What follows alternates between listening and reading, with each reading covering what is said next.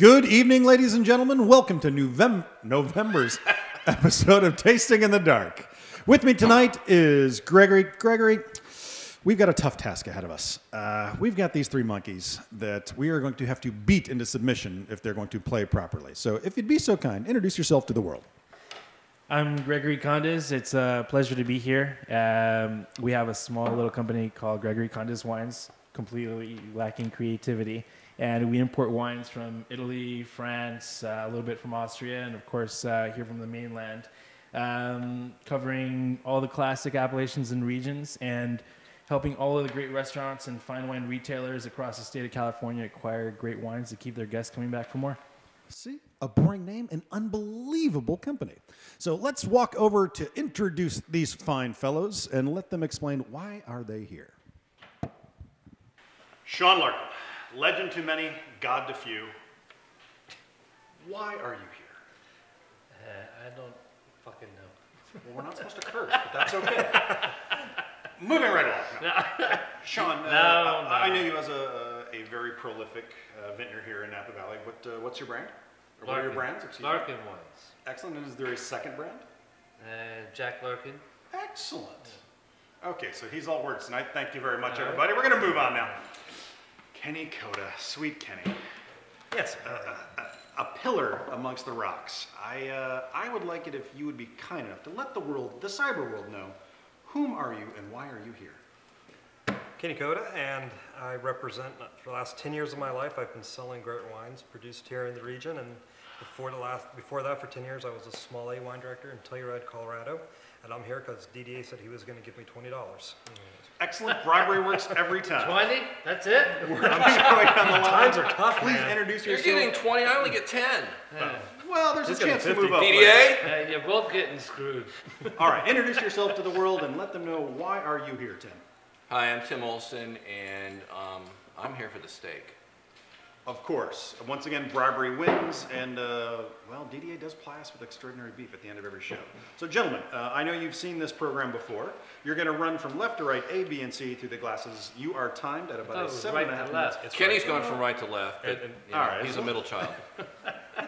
Hey, wait, middle children are usually the most adjusted. Actually, I'm the youngest. Oh, no wonder he's so screwed up. What do you have great hair? All right.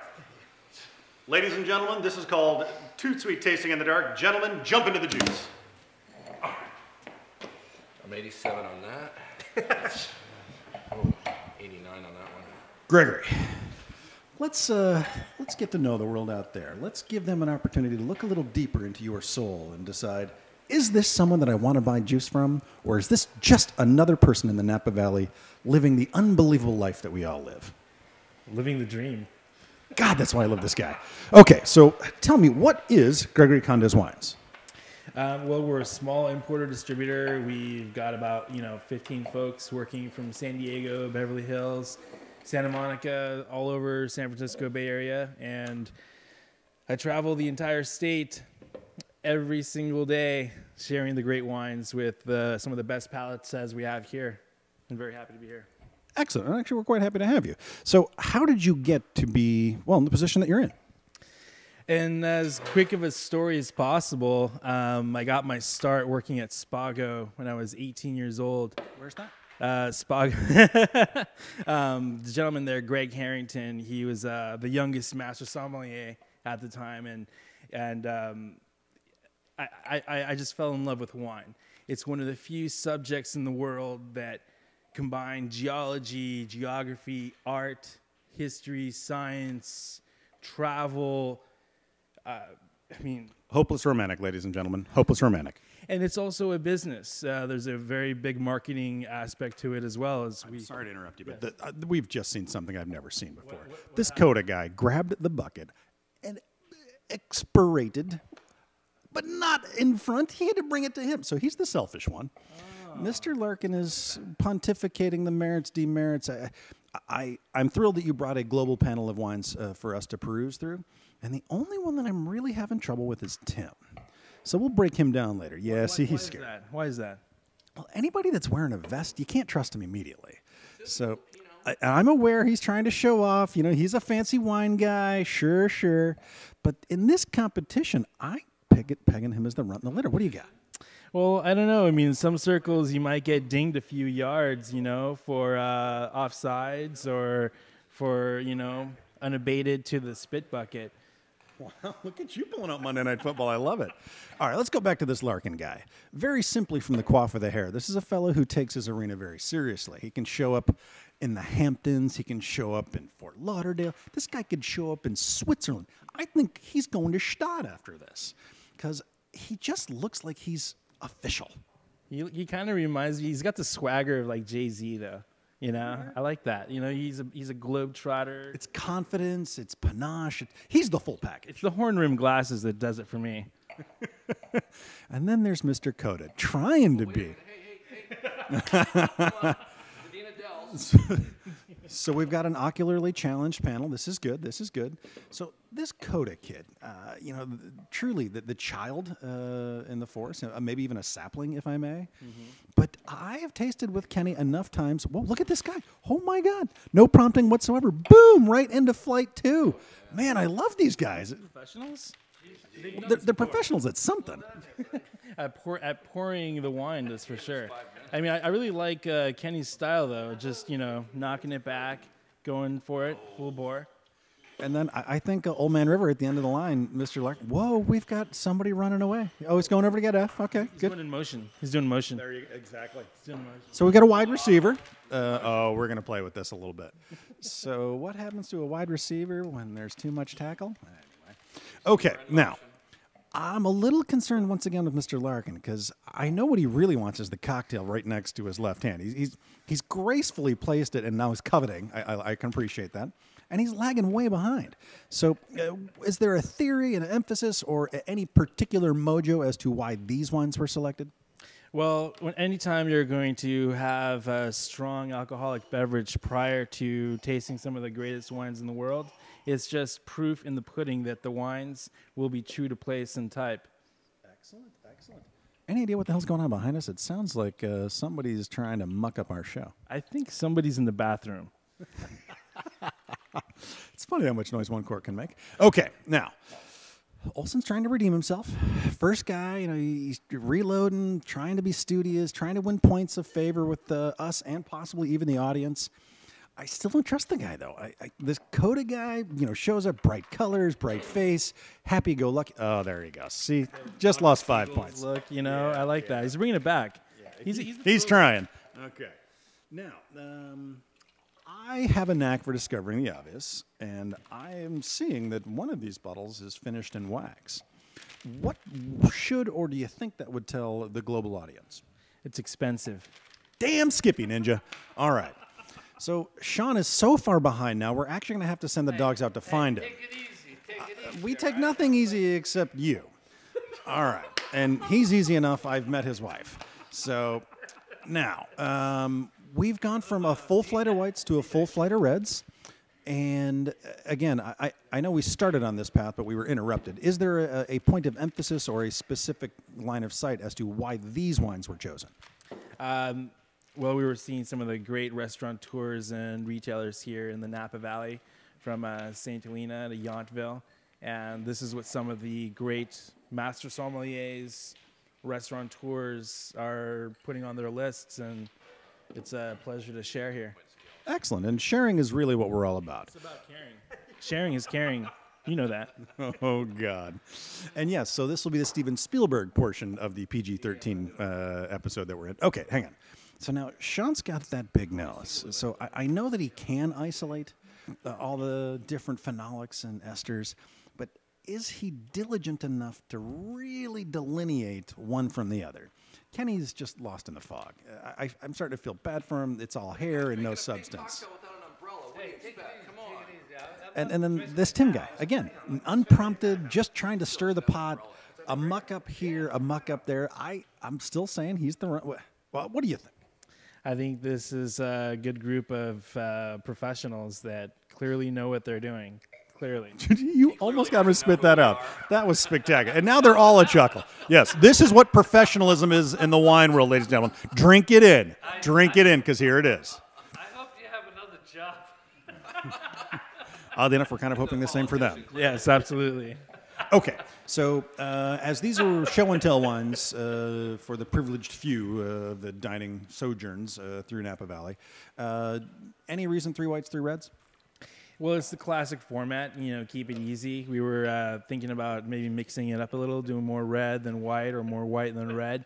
But we decided to keep, lob it over the plate for these guys. Keep it easy. That's a wise move because the infants that are now chuckling, it's a bastardization of who we are and what we do. Thankfully, we're going to jump right in there with them in just a few minutes. So, gentlemen, you have exactly 3 more minutes to complete the breakdown of these 6 magnificent examples of great juice. The other thing to add is that it's a classic thing in the court of master sommeliers when you're doing examinations to split it up 3 whites and 3 reds. That's another reason for it to kind of following. Those Okay, guys. so you're trying to be a little highbrow. I'm picking up what you're putting down. All right. Okay, so now Kenny's he's lost. Trying to isolate tannin, fruit signatures. I have a gift. You got great eyesight. It's like Troy Polamalu trying to cover Gronkowski across the middle there. So, wow. And if we just put a few more curls on the back, or let's just chop off the front and move it back. What do you think? Let's do it. All right.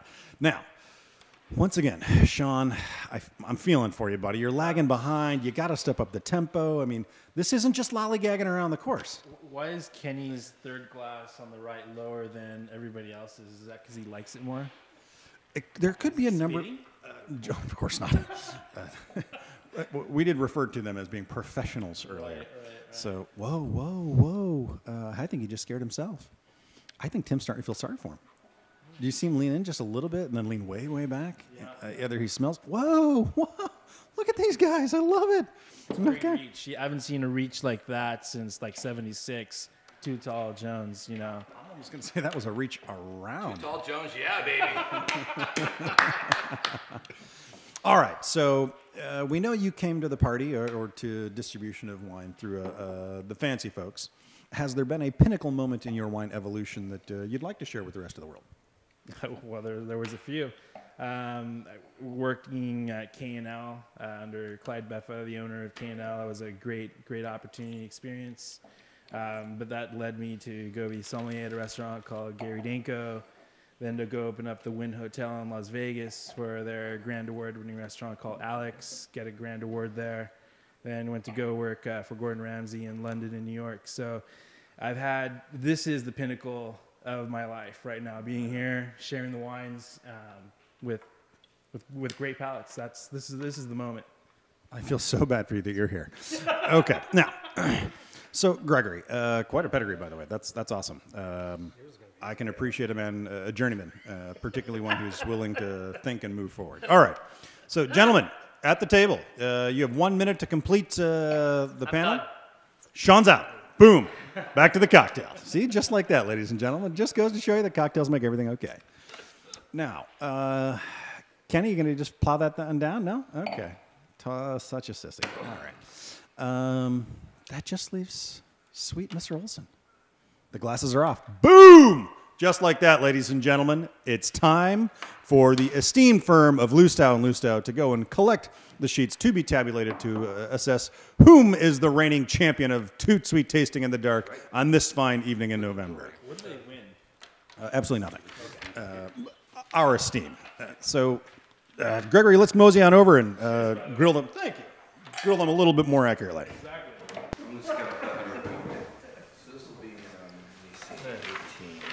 Wow. So this is what happens when the dogs get out. What? Is it good or bad? Oh boy. Oh, geez. Poor Kenny, once again. 1719. Well, your scale. We're rinsing people. Rinse with me. I think this is what we call dead air. I believe we never want to have dead air. No. Okay. There you go. I'm not supposed to Not do to say that. that I called it, but wow, did I call that one. Okay. You didn't say there'd be math involved.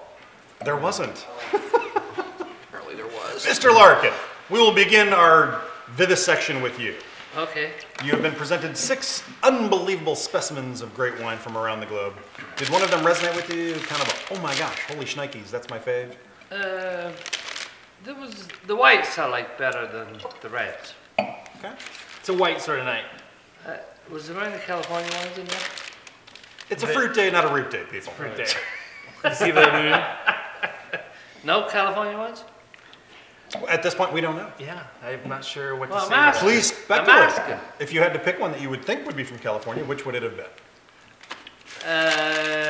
Maybe one of the whites. Wow, you're really doing good. Would you maybe care to dial it into a wine? No.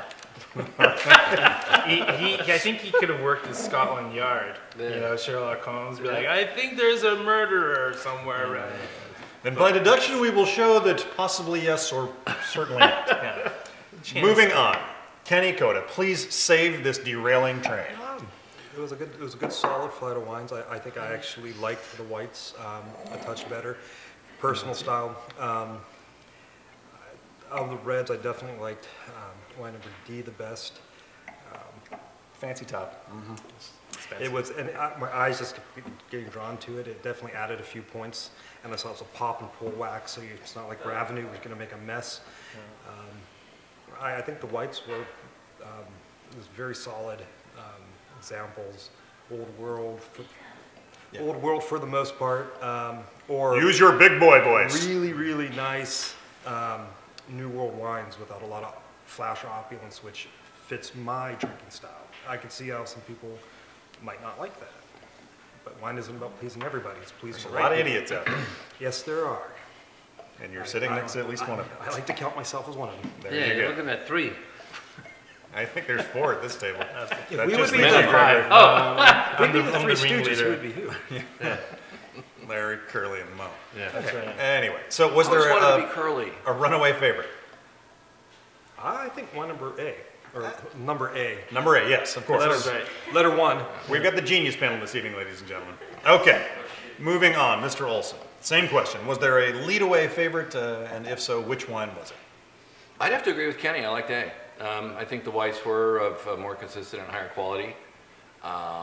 In what way? They were cleaner. They seemed extremely well made. Maybe it was just stylistic. You know, the reds had a little bit more of an old world style, a bit rustic for me. Not that that's a negative per se, but in just terms of pure cleanliness and winemaking technique, the whites just seemed like they were on their game. Right on. All right, cool. Mr. Lou Stout. Fucking team. That's what I think. Well, back to you, Gregory. So, I got to know, man. Knowing the places that you've cavorted through, give me your island wine, man. If you're stuck on the island, what's that bottle of juice? I hate to sound cliche, champagne. Good man. Come on, it's good for any occasion and every occasion. Indeed. Close on, close off. Doesn't really matter. It definitely doesn't matter. Particular producer, vintage? I am a really big fan of the Bollinger and Krug style, but I'm also a really big fan of like what Jacques Solos does. But probably right now the closest thing to my heart is Fleury. Interesting. Yeah, it's from the Aube region. It's actually the first biodynamic producer in Champagne. Pay attention, people. These are pearls we're feeding you here. Yeah, it's made actually in a Bollinger Krug style, so it's barrel fermented. Powerful. Yeah, 100% Pinot. It's got balls. All right. That's what we drink. We got to have champagne with balls, right? All right. Whoa, really? You disliked it that much? Oh, he's going back to revisit A. So A is actually Sean's favorite wine, ladies and gentlemen. He's a little shy, he's a little reticent, probably not the sharpest tack in the box. However, this man does know good juice, because I've unfortunately had the opportunity to sip way too many glasses with him, which is kind of awesome. He's growing on me as well. Right on. Oh my God, our accounting firm has finally tabulated the results. We may have a winner, ladies and gentlemen. Incredible. First time for everybody. Thank you. I think there's not a big red C or D on it. He didn't have the red pen. That's it. Let's reveal wine E. Wine E, ladies and gentlemen. E. That's the highest scoring wine? We start at the end and work our way. Yeah? Sean, you hated it.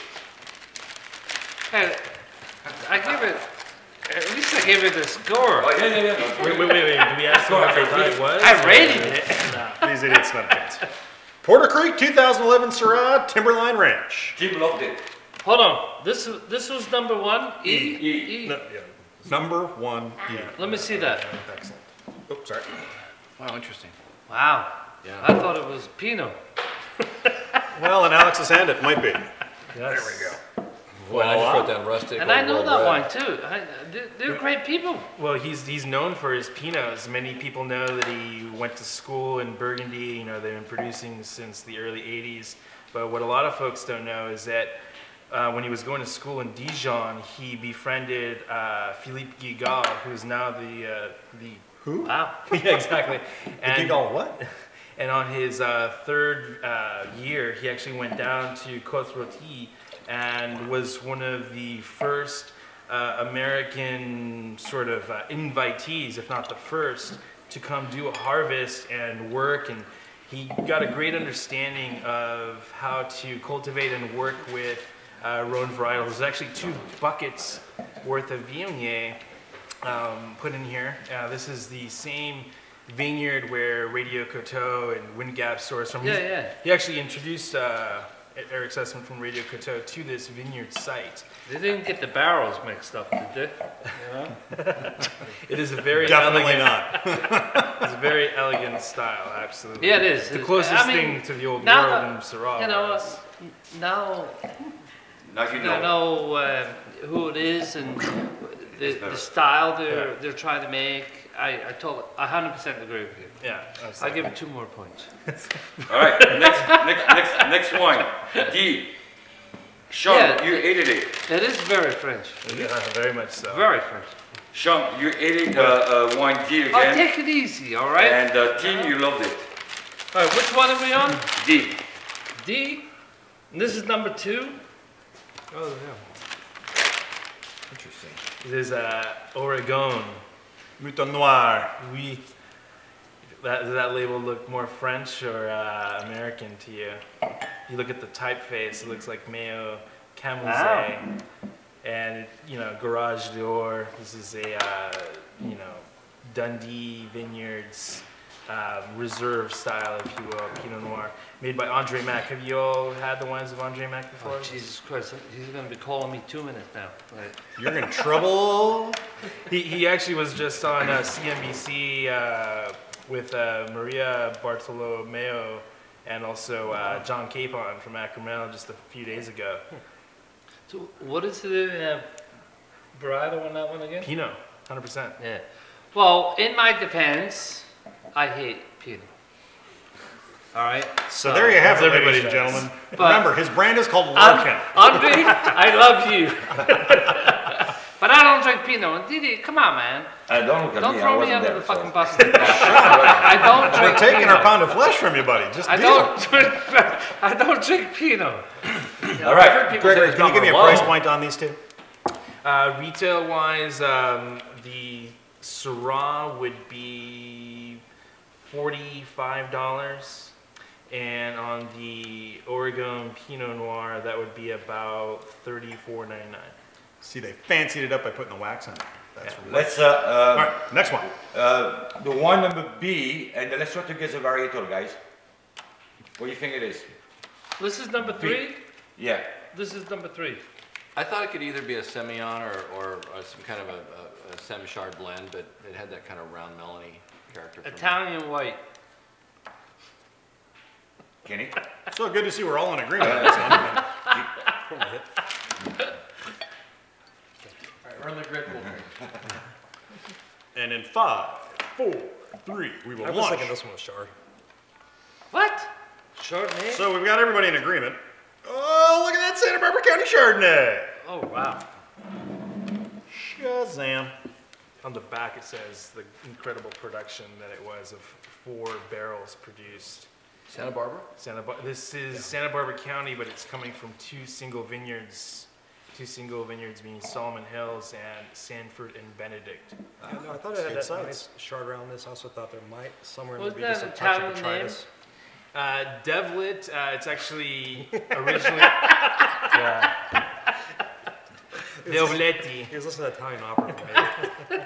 It's Italian name. This one got introduced to by Raj Par and Josh. Another great guy. Another great guy. And Joshua. Thank God his wine's under the table. We beat the hell out of those too. Good Lord. I worried that my wines were going to be in there. Gene, We're you talking like about this Sean, wine? they are. Ah! What's that? Why do you like this wine? Why did I like this wine? Yeah. I thought it had a good balance. And again, it was well made, it was clean. It didn't come off as just a typical Chardonnay. Like I said, it had almost like a little melony, Semillon kind of a thing in there for me. So I thought it was nice. How about you, Kenny? This is, of the whites, is my least favorite because, like Mr. Larkin said, I'm not a fan of Chardonnay across the board, but...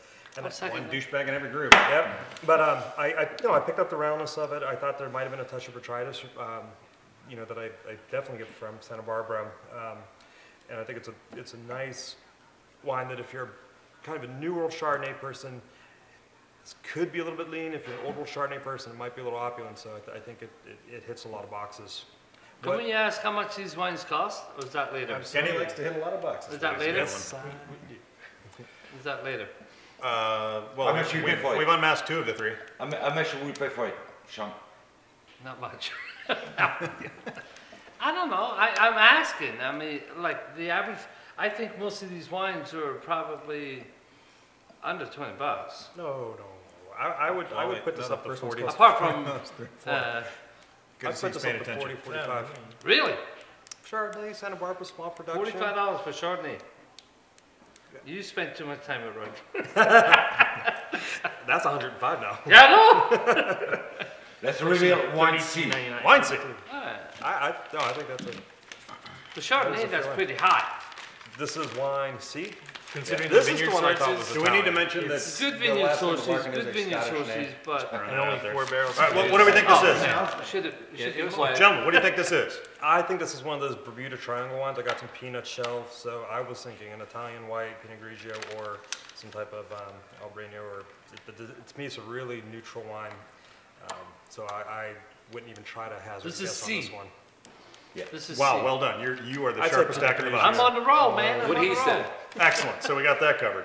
This is Pinot Grigio from Friuli, and it's Villa Locatelli. Smoking, you can tell it's Friuli, it's Nice a little pack. more opulent than if it was, I actually Alto like Adige. this one. yeah. Holy shnikes. This is the oldest producer in Friuli. On the front it says 1648 on the crest, coming from the Isonzo del Friuli, right close to the Slovenian border. Yeah, I thought this was a rock. What's the production of this wine, you know? On this particular wine, they produce about, I'd say, 5,000 cases. Retail? This, I think, was my favorite out of all of them. Okay, Sean, what you got there? Can't be so good. I knew, All right, ladies and gentlemen, that only leaves 2 soldiers left to fall. I knew there was some To the wop top. in there somewhere. The top 2s. And the next one is F. F is number 4. F is, yeah, Number 5. F is that. Your first one. Any guesses? Cab Franc. I actually Yeah, like this I one. was saying a little Bordeaux-y, I Cab actually Franc. like this one. This is, So it sucks less than the other ones. this is my highest rated wine. I did think that it's from warm. And regions. you There's said little it's ways Cab in- Franc? It was a little I'm not saying Dun, anything dun, yet. dun, dun, dun, dun, dun, dun. Kaluna Vineyards from Chalk Hill. No way. Bordeaux blend. Transitional climate. This is made by David Jeffrey. This is his first vintage was 2007, and he studied with Dr. Reynaud at Chateau Quinault in Saint-Emilion. He's one of the, I would say, pioneers of Bordeaux varietals in the Chalk Hill appellation, actually garnering Bordeaux chateaus to come to Chalk Hill to purchase vineyard sites. He calls it a transitional climate because it's between the coolness of the Russian River Valley and the warmer climates of Napa. And he gets the winds from the Petaluma Gap. He has loam, he also has clay, and he plants the varietals appropriate to the soil. Does he smoke a lot of weed? He is in Chalk Hill. So I thought Chalk Hill's transitional because Foley was buying everything in Chalk Hill. He's Chalk Hill, he's got Lancaster. He missed this one little piece, and this is only a 12-acre planted vineyard out of a total zone for 20. And all the rows are planted to his specifications, so at the warmest time of the day, the sun is right overhead. during the hottest time, and so the grapes are perfectly shaded. He lives on the vineyard. He makes the wine on the vineyard. True vigneron all the way. The grapes don't travel very far to be made, and I think this is his best vintage that he's created yet, as you all are obviously attesting to. I taste the Cab Franc now, because that is my flagship wine. That I could tell. 2011. It's a little Well, light. and that's why. I mean, It's a little light in the loafers. Yeah, it just never got warm enough to good, burn out the terpenes, and it's definitely showing the herbaceousness. This is the 10? Is it 10 or 11? 11. Yeah. Well, David makes wine everywhere I make wine. 10 or 11. Sorry, 2010. Sorry, excuse me. 2010. All right. That's pretty cool, man. That was number 4. That leaves just one wine to be unmasked, ladies How and come I gentlemen. still have 2 on here?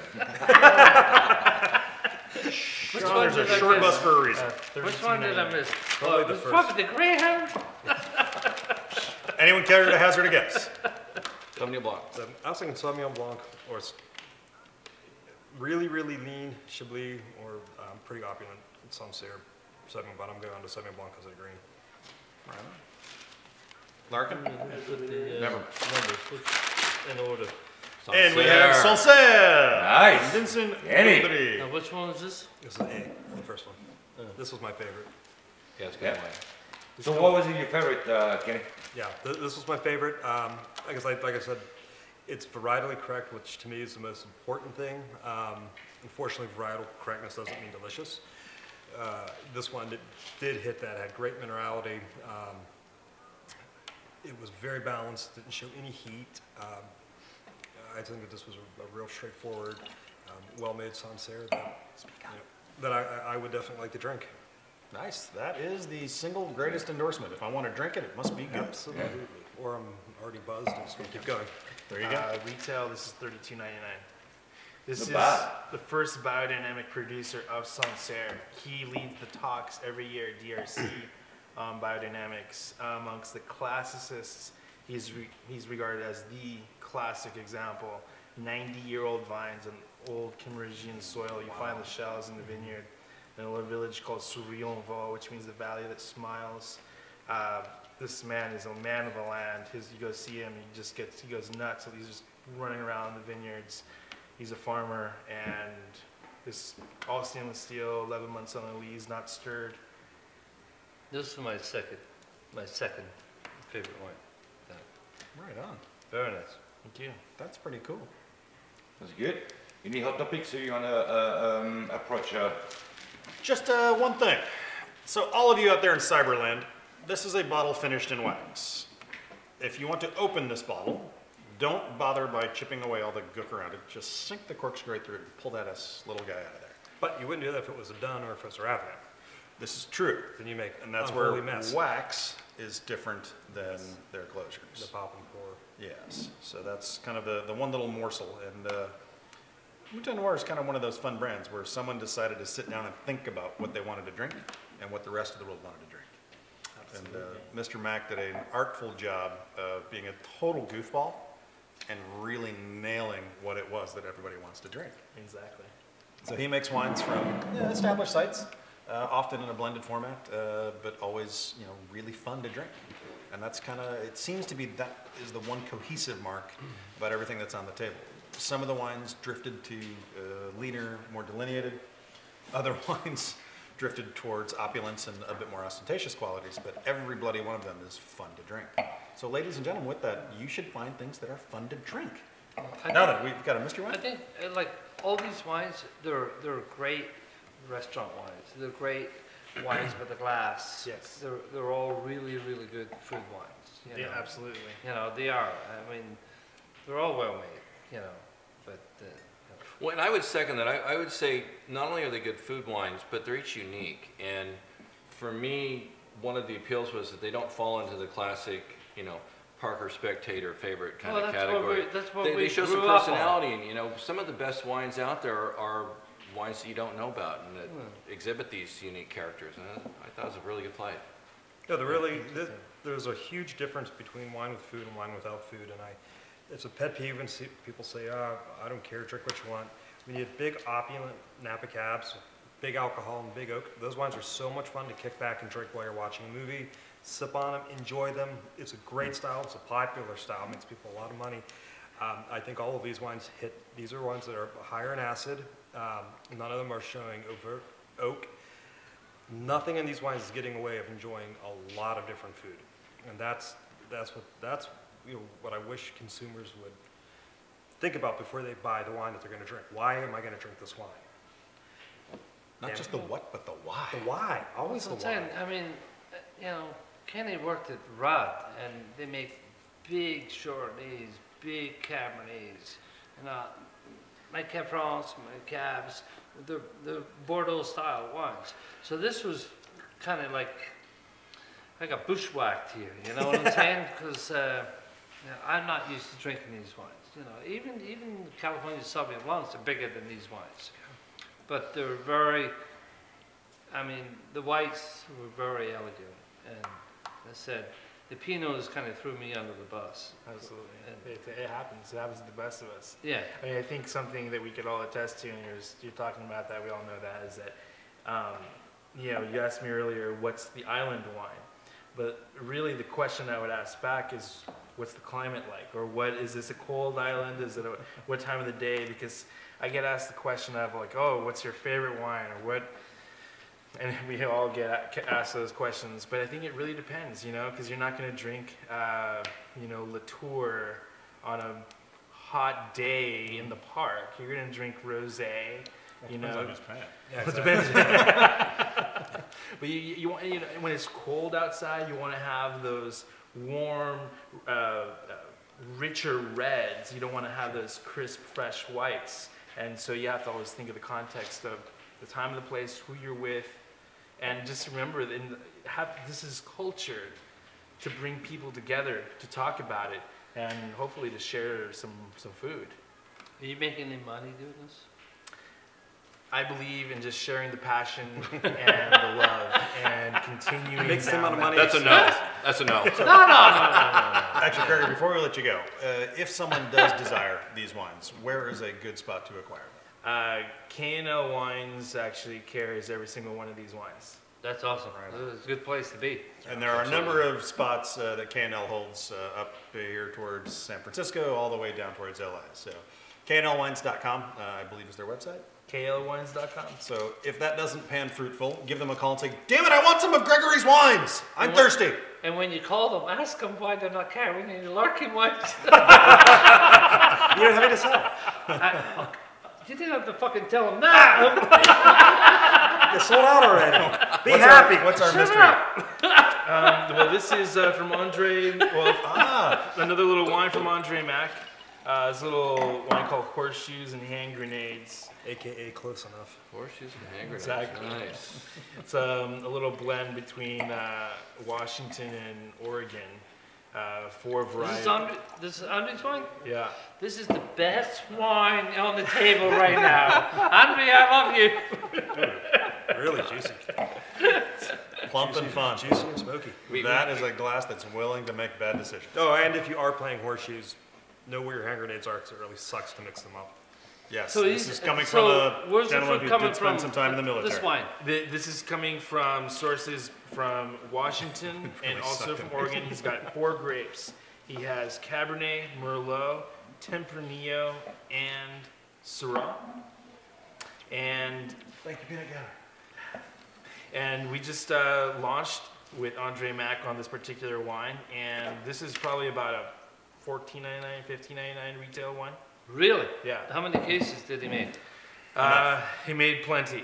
Oh, he did? Yes. All right. He's some people believe in a chicken in every pot. This is a bottle on every table. That's one of the things for Andre. He really wants to make wine accessible, and so that people can drink it. Andre, if you're listening, I'm still waiting for my T-shirt. Yeah, anyone out there in cyber world, if you can get one of Andre's t-shirts, you will be the talk Yeah, you of want the town. one of his shirts, man. That is a guy who loves the idea that tongue-in-cheek can be fun. I want one of those shirts. Right on. Well, gentlemen, thank you very, very much. Thank you. I appreciate you letting me poke pretty hard, and you got to poke back. That's always good. Gregory, an awesome lineup of wines. Thank you. Pleasure. And ladies and gentlemen out there in cyber world, until next month, You will have to find, acquire, and drink these beautiful wines until the next installment of ToutSuite Tasting in the Dark. Cheers.